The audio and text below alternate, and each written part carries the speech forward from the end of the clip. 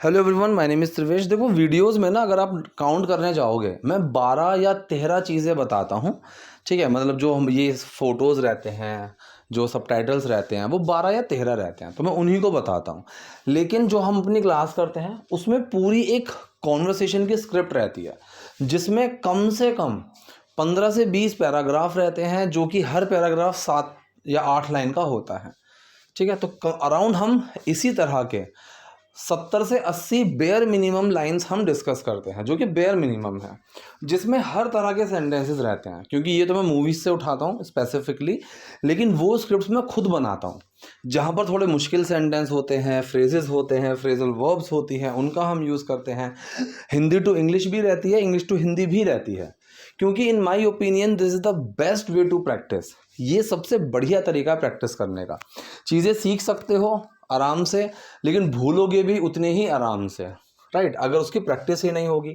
और एक चीज़ की स्पेसिफिक प्रैक्टिस कैसे हो सकती है वो बहुत मुश्किल है, क्योंकि इन जनरल आप वही इंग्लिश बार बार बोलोगे जो आप बोलते ही हो। ठीक है, तो किसी चीज़ की स्पेसिफिक प्रैक्टिस करने के लिए वो स्पेसिफिक प्रैक्टिस आपको स्पेसिफिक तरीके से ही करनी पड़ेगी, राइट। तो इसीलिए हम स्क्रिप्ट सेशन रखते हैं और रिवीजन सेशन रखते हैं, सो दैट हम बार बार उस चीज़ को रिवाइज कर पाएँ, ताकि चीज़ें दिमाग में घुस जाएं। चलिए गाइस, तो शुरू करते हैं आज की वीडियो से, और एक एक चीज़ को समझने की कोशिश करना, और बीच बीच में मैं आपको कुछ नई इन्फॉर्मेशंस भी देता रहूँगा। ठीक है, चलिए शुरू करते हैं। चलिए, तो पहला सेंटेंस है, क्या तुम्हारी लव लाइफ कुछ ज़्यादा ही तेज नहीं चल रही है। प्रेजेंट कॉन्टिन्यूस का सेंटेंस है, साफ साफ दिख रहा है, और क्वेश्चन नेगेटिव है जिसका आंसर हम यस या नो में दे सकते हैं। हेल्पिंग वर्ब आएगा, सब्जेक्ट आएगा, नॉट आएगा, एक्शन आएगा। यही फॉर्मेशन बार बार मैंने पढ़ाई है। हेल्पिंग वर्ब आया इज, ठीक है, सब्जेक्ट आया योर, फिर आया नॉट, ठीक, फिर एक्शन आ गया। सो या फिर नॉट को आप मर्ज कर दो, इजंट से, ठीक है। तो isn't your love life going way too fast, या फिर is your love life not going way too far, right. तो क्या तुम्हारी लव स्टोरी नहीं चल रही है, isn't your love story going, बहुत तेजी से, way too fast, sorry far नहीं है, फास्ट आएगा। ठीक है, तो सेंटेंस क्या हुआ, क्या तुम्हारी लव लाइफ कुछ ज़्यादा ही तेजी से नहीं चल रही है, isn't your love life going way too fast. ठीक है, अब एक चीज़ पढ़ते हैं, जैसा कि मैंने बोला ही है, कोशिश करता हूँ कि हर उसके बाद कुछ एक दो चीज़ आपको अलग से समझा दूँ। पहला एक पॉइंट है इसमें, इनफेक्चुअल। इनअफेक्चुअल का मतलब क्या होता है, इनअफेक्चुअल का मतलब होता है बेअसर। इफेक्टिव या फिर इनअफेक्टिव, वो वाले सेंस में कि इनअफेक्चुअल, जिस चीज़ का कोई असर ही ना हो, बेअसर हो। जैसे मैंने कहा कि the medicine was ineffectual in curing the illness, तो बीमारी को सही करने में जो वो दवाई थी वो बेअसर थी, बेकार थी। या फिर यू आर नॉट फ्लुएंट, तुम फ्लुएंट नहीं हो because of your ineffectual practice, अपनी बेअसर प्रैक्टिस के लिए। So this is the meaning of ineffectual. ठीक है, चलिए तो आगे बढ़ते हैं। अब नेक्स्ट पॉइंट है, अगर तुम्हारी जिंदगी बोरिंग है तो उसमें मेरी क्या गलती है। अगर तुम्हारी जिंदगी बोरिंग है तो इसमें मेरी क्या गलती है। So if your lifes are dry, ठीक है, इसने लाइफ को सारे सेंस में लिया, मतलब ज़्यादा प्लूरल फॉर्म में ले लिया। If your lifes are dry, अगर तुम्हारी जिंदगियां उस तरीके से कि अगर तुम्हारी जिंदगियां बोरिंग हैं तो इसमें मेरी क्या गलती है, क्योंकि वहाँ सामने ज़्यादा लोग थे, इसीलिए लाइव में ES लगा दिया। If your lifes are dry then that's not my fault, that is not my fault, ये मेरी गलती नहीं है, इसमें मेरी कोई गलती नहीं है। ठीक है, इसने कहा कि जलन मत करो, मतलब जलो मत। डोंट बी जेलस, पहला तरीका। Don't get jealous of me, दूसरा तरीका। Don't be jealous of me, तीसरा तरीका। डोंट एनवी, ये भी सही है, don't envy me, envy word का यूज़ कर सकते हैं, जलने के सेंस में हम इन सब चीज़ों को यूज़ करते हैं। तो इसलिए डोंट बी जेलस, जलो मत। ठीक है, अब एक और चीज़ पढ़ते हैं। ठीक है, नेक्स्ट जो पॉइंट है वो हो गया हमारा इनडेलिकेट। इनडेलिकेट एक मैं आपको वोकैबुलरी पार्ट दे रहा हूँ, इसका मतलब होता है असभ्य।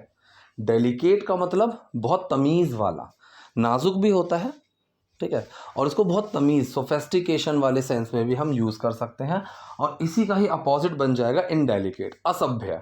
ठीक है, गवारपना, शुद्ध हिंदी में बोलूँ, नॉर्मल बोलूँ तो, जैसे मैंने कहा कि it is indelicate to ask someone about their financial या फिर पर्सनल फाइनेंसेस, कि यार ये थोड़ा ना गंवारपना सा लगता है किसी से उसके पर्सनल फाइनेंसेस के बारे में पूछना, फाइनेंशियल्स के बारे में पूछना कि तुम्हारे पास कितना पैसा है, क्या कितना कमा लेते हो। तो ये चीज़ पूछना थोड़ा सा इंडेलिकेट लगता है। या फिर मैंने कहा no one liked his indelicate behaviour at the party. Party में किसी को भी उसका जो इंडेलिकेट बिहेवियर था वो किसी को भी पसंद नहीं आया, तो उसको हम इंडेलिकेट बोलेंगे। ठीक है, चलिए वापस आते हैं पॉइंट पर। इसने कहा कि और तुम लोग भी इन डेटिंग ऐप्स को ट्राई करो, तुम लोग भी इन डेटिंग ऐप्स को ट्राई करो। यहाँ पर एक इम्पेरेटिव सेंटेंस में बनाना चाहो तो बना सकते हो कि you guys also try these dating apps, या फिर इसको नॉर्मल शुड के सेंस में बनाते कि तुम्हें भी करनी चाहिए, उस वाले सेंस में। इसने कहा कि and you guys should also try, you guys should also try getting on these dating apps. अब यहाँ पर गेट ऑन का मतलब होता है उस पर चढ़ जाना, उस पर लग जाना, उसको शुरू कर देना। ठीक है, गेट ऑन के साथ अगर आप विद लगाते हो, टू लगाते हो या कुछ भी नहीं लगाते हो, ये काम करेगा। ठीक है, गेट ऑन टू समथिंग, किसी चीज़ पर वापस से आ जाना। गेट ऑन विद समथिंग, किसी चीज़ को शुरू करना, या फिर गेट ऑन समथिंग ऐसे भी बोल सकते हो। ठीक है, विद का यूज़ आप तब करोगे जब कोई एक्शन हो, जैसे मैंने कहा let's get on with doing this work. ठीक है, वरना आप सिंपल बोलो let's get on with this work, या फिर let's get on this work, इस तरीके से। तो इसने कहा कि try getting on these dating apps, इनको शुरू करो, इनको स्टार्ट करो।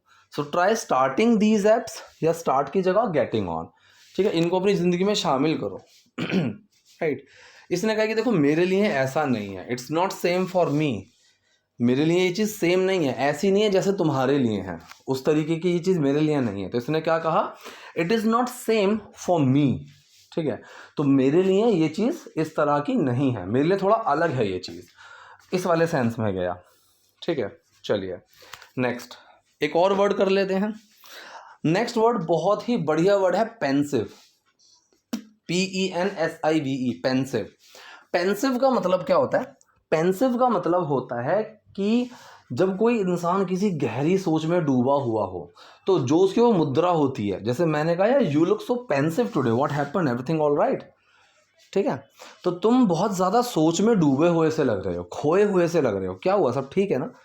ठीक है, so you look quite pensive. तो पेंसिव का मतलब यहाँ पर क्या हुआ कि कोई सोच में, किसी ख्याल में डूबा हुआ है।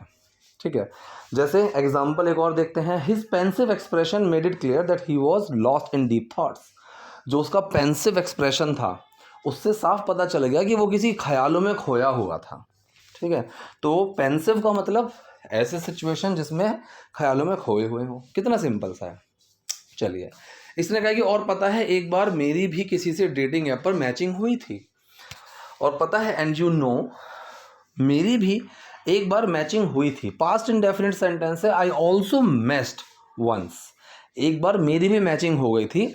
आई also matched once on a dating app, कि एक बार डेटिंग ऐप पर मेरी भी मैचिंग हो गई थी।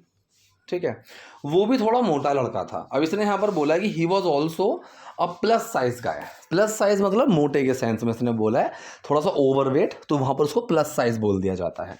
सो he was also a plus size guy. Plus size एक कंडीशन है, इसलिए यहाँ पर वॉज लगा। किसकी बात कर रहे हैं? ही, हेल्पिंग वर्ब आएगा, और फिर वो क्या था, कब था, वो चीज़ आ जाएगी। तो ही was also a plus size guy, sorry, कि वो भी जो आदमी था थोड़ा सा हेल्दी था, थोड़ा सा मोटा था। ठीक, चलिए एक और वर्ड पढ़ते हैं। अब यहाँ पर एक phrasal verb kind of phrase, कुछ भी आप पकड़ लो। वैसे तो ये कायदे में देखा जाए तो ये फ्रेजल वर्ब भी नहीं है, ये तो वोकैबुलरी का पार्ट ही माना जाएगा। एट लार्ज, एट लार्ज, इसका मतलब बड़े से कुछ नहीं है। ठीक है, कि लार्ज मतलब बड़ा, ऐसा कुछ होगा नहीं। और ये बहुत ही कॉमन है, ये स्ट्रक्चर बहुत ही कॉमन है, आपको न्यूज़पेपर में, न्यूज़ में बहुत मिलेगा। एट लार्ज का मतलब होता है फरार या भागा हुआ। ठीक है, जिसको अभी तक नहीं पकड़ा गया है, ये एट लार्ज का मतलब ये होता है। जैसे मैंने कहा the criminal is still at large and hasn't been caught yet. ठीक है, जो क्रिमिनल है वो अभी भी फरार है और अभी तक पकड़ा नहीं गया है वो। राइट, या एक और example, despite a week long search. ठीक है, एक हफ्ते की लंबी रिसर्च के बावजूद the suspect remains at large. ठीक है, तो ये आपको न्यूज़ हेडलाइंस में, न्यूज़पेपर में आपको बहुत बार ये वर्ड मिल जाएगा, एट लार्ज। ठीक है, वैसे एक वर्ड नहीं है, दो हैं, ये दोनों वर्ड्स एट लार्ज मिल जाएंगे और इनका मतलब होता है भगौड़ा, फरार, भागा हुआ। ठीक है, चलिए, इसने कहा कि और पता है उसने मुझसे क्या कहा, कैसे काउंट हो रहा है, वो कह रहा है कि वो भी थोड़ा लड़का मोटा था जो डेटिंग ऐप पर मुझे मिला था, और पता है उसने मुझसे क्या कहा, and you know what he said to me, and you know, और तुम्हें पता है what he said to me, ये है, and you know what he said to me, right, और तुम्हें पता है उसने मुझसे क्या कहा। अब देखो, अगर सेंटेंस में मैं ये लगा दूं व्हाट डिड ही से टू मी या फिर what he said to me, दोनों में काफ़ी फ़र्क है। अगर मैंने बोला कि व्हाट डिड ही से टू मी, इसका मतलब है कि मैं सवाल पूछ रहा हूँ कि उसने क्या कहा, बताओ, व्हाट डिड ही से। और अगर मैं नॉर्मली बोलूँ what he said to me, तो यहाँ पर ये सवाल नहीं है, ये वो बात नॉर्मल हो रही है कि उसने क्या कहा। ठीक है, और इसने कहा और पता है उसने मुझसे क्या कहा, and you know what he said to me. तुम एक मोटी लड़की के लिए बहुत सुंदर हो, मतलब एक मोटी लड़की के हिसाब से, जैसे हम हिंदी में बोलते हैं ना कि भाई एक मोटी लड़की के हिसाब से ना वो बहुत सुंदर है, इस तरीके से। So you are very pretty for a fat girl. ठीक है, so you are very pretty, तुम बहुत सुंदर हो फॉर अ फैट गर्ल, इस चीज़ के हिसाब से। ठीक है, लेकिन मैं सिर्फ पतली लड़कियों को डेट करता हूँ, लेकिन मैं सिर्फ पतली लड़कियों को डेट करता हूँ, प्रेजेंट इंडेफिनिट सेंटेंस है, बट आई ओनली डेट। अब इसमें डेट क्या है, इसमें डेट एक एक्शन की तरह काम कर रहा है जिसके अंदर डू छुपा हुआ है। I only date skinny girls, skinny का मतलब होता है पतली, दुबली पतली सी जो लड़कियां होती हैं तो उनको कहते हैं स्किनी गर्ल्स, कि मैं सिर्फ पतली दुबली पतली लड़कियों को ही डेट करता हूँ। ठीक है, चलिए अब एक छोटा सा ईडियम पढ़ते हैं। ठीक है, बहुत इंपॉर्टेंट, जैसे हम ये बोलते हैं कई बार, ये हो गया ना, जैसे हम कई बार ये बोलते हैं कि मेरे ऊपर कोई दबाव नहीं है, मैं अपनी मर्जी से एक्स्ट्रा क्लासेस लेता हूँ। यही एग्जांपल मैंने, क्योंकि मुझे ये एग्जांपल बड़ा अच्छा लगा, क्योंकि हमारी सैटरडे संडे एक्स्ट्रा क्लासेस भी चलती हैं, राइट। तो उन क्लासेस में मैं कुछ स्ट्रक्चर्स, ईडियम्स वो सब पढ़ाता हूँ, तो मंडे टू फ्राइडे भी रहती हैं, सैटरडे संडे भी रहती हैं। देखो छुट्टी ऑब्वियसली होती है, मेरे को कुछ अर्जेंट काम आ जाता है, कुछ भी आता है, मैं छुट्टी ले लेता हूँ। ठीक है, इसीलिए मैंने कोशिश की हुई है कि मेरी फ़ीस कम रहे, सारी चीज़ें रहें। क्यों? क्योंकि अगर मैं बहुत ज़्यादा प्रोफेशनल जाऊँगा, मैं जा सकता हूँ, लेकिन फ़ीस फिर बहुत ज़्यादा मुझे बढ़ानी पड़ेगी। ठीक है, उसमें मैं रोज़ क्लास दे सकता हूँ, सैटरडे संडे ऑफ रख सकता हूँ, बहुत सारी चीज़ें हैं, बट मेरा जो मेजर फोकस रहता है वो ये रहता है कि कम पैसों में अच्छी क्वालिटी में दे पाऊँ, और उस चक्कर में मुझे बहुत ज़्यादा काम करना पड़ता है, बहुत ही ज़्यादा, यू कांट इवन इमेजिन। चलिए, हाँ, तो मैं आपको पढ़ा रहा था कि जैसे मैंने कहा कि मैं अपनी मर्जी से वो एक्स्ट्रा क्लासेस लेता हूँ, अपनी मर्जी से, इसको हम बोलते हैं of someone's own free will. मैंने कहा कि I take these extra classes of my own free will, like no one has pressurised me या फिर no one can pressurise me, I do this by my own free will. ठीक है, या फिर मैंने कहा कि वो जॉब ना मैंने अपनी मर्जी से छोड़ी थी। ठीक है, so I left that job of my own free will. ठीक है, I left my job of my own free will, इस तरीके से। चलिए सेंटेंस देखते हैं। ऐसे घिनौने लोगों से दूर रहो, stay away from this disgusting people, right. From preposition पर मैंने कई बार बताया हुआ है कि हर जगह पर से जब हो तो फ्रॉम नहीं लगाना है। बच्चे इस गलती को बहुत करते हैं। देखो, अगर किसी चीज़ से हो, जैसे मैंने कहा कि उसने चाकू से गला काट दिया, चाकू से, अब दिमाग तो जाएगा से आ रहा है फ्रॉम लगा दो, लेकिन नहीं, यहाँ पर नहीं आएगा, यहाँ पर हम विद का यूज़ करते हैं, राइट। दूसरा, मैंने कहा कि मैं कल गाड़ी से वहाँ जाऊँगा, गाड़ी से आ गया ना, फ्रॉम लगा दो, नहीं, यहाँ पर आएगा by, so I will go there by a car. तो ये हर से के लिए फ्रॉम नहीं लगा सकते। ठीक है, चलिए आगे बढ़ते हैं। इसने कहा कि ऐसे घिनौने से दूर रहो, स्टे अवे, तो हो गया। तुम एक दिन तुम एक मशहूर फैशन मॉडल बनोगी, so one day you will become, तुम बनोगी, future indefinite, you will become a famous fashion model, एक दिन तुम एक फेमस फैशन मॉडल बनोगी। तो ये थी आज की वीडियो, आज के सेंटेंसेस। आई होप चीज़ें आपको यूजफुल रही होगी। कोई डाउट, कोई क्वेरी हो तो do let me know comment section. Video पसंद है लाइक कीजिए, नए हैं लाइक सब्सक्राइब दोनों कीजिए। Thank you.